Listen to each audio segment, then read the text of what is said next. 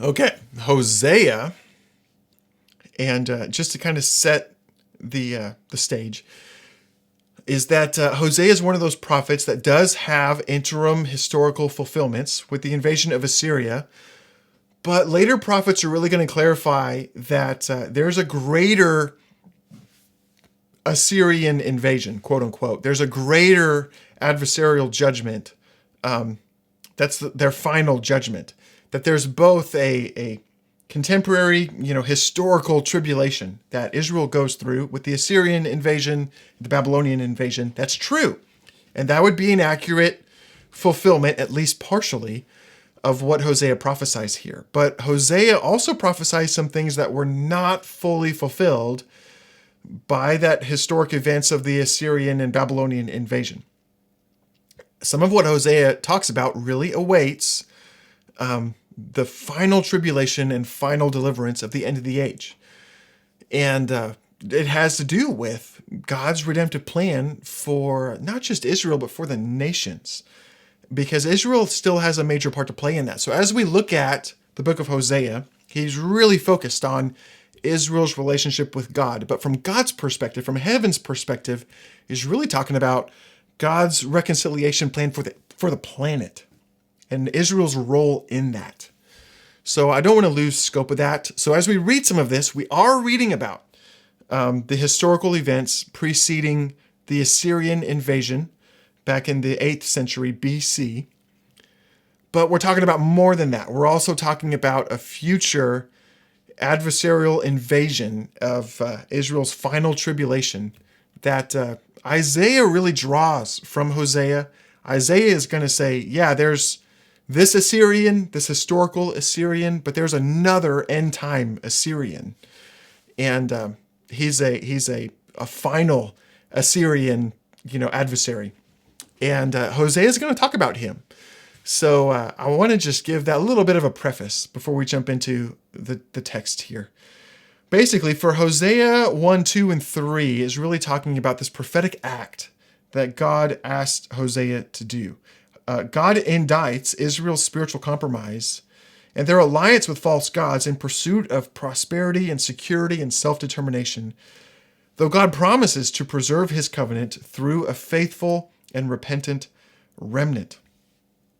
Now, the difficult thing with what God asked Hosea to do is just understanding that God's prophets were often called to do more than declare a prophetic message, but to embody that message through specific prophetic behaviors and lifestyles.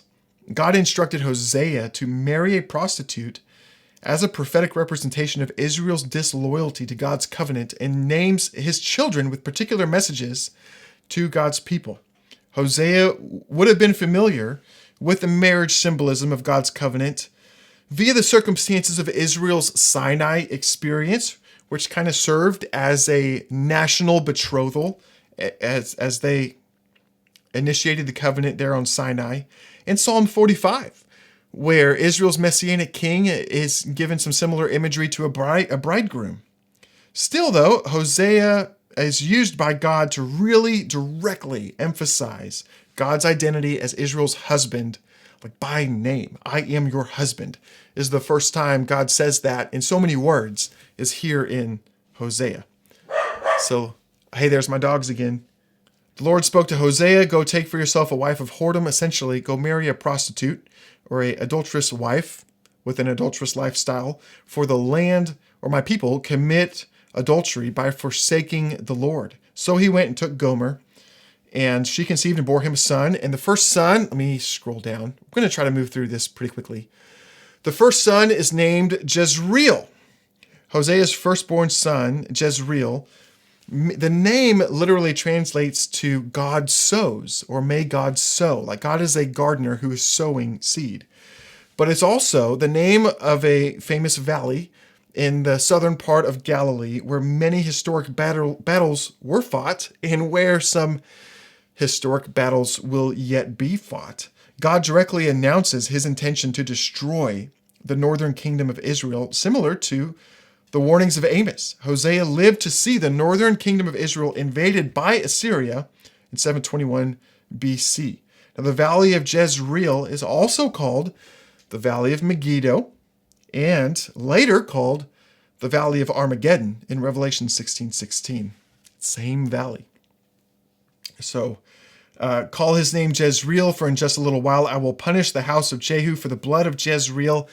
Oh, commentators have a hard time really identifying what the blood of Jezreel is really about. My suspicion is that the blood of Jezreel is actually the shedding of innocent blood.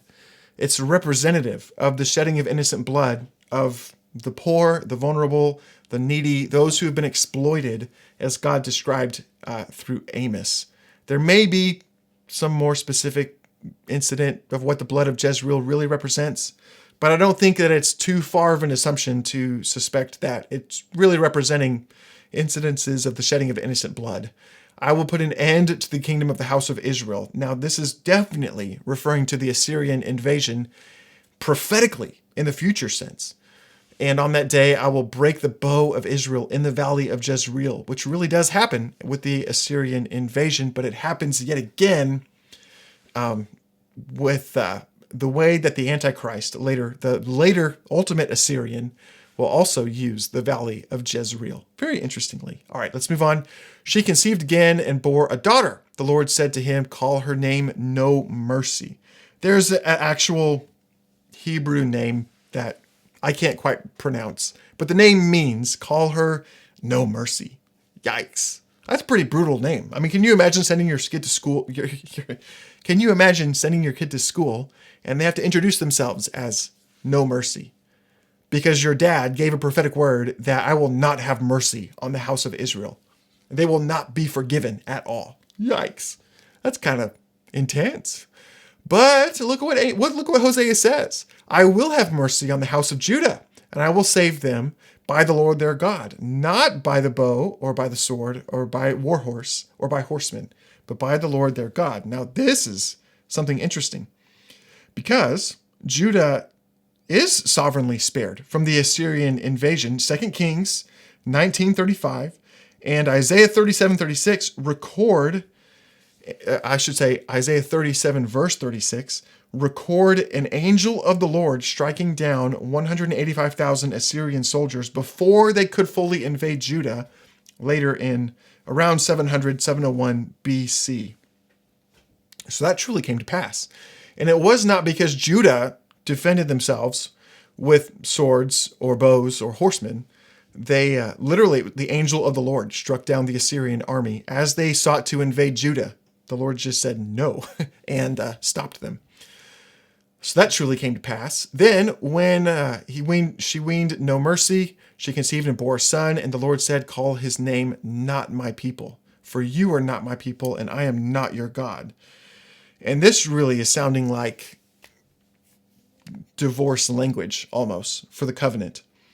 And this is some of the most severe descriptions of the state of Israel in their rebellion against God and God's displeasure, saying, you are not my people. You're not behaving as my people. I mean, it could not be more clear than the way that God is trying to demonstrate this through the life of Hosea and his marriage.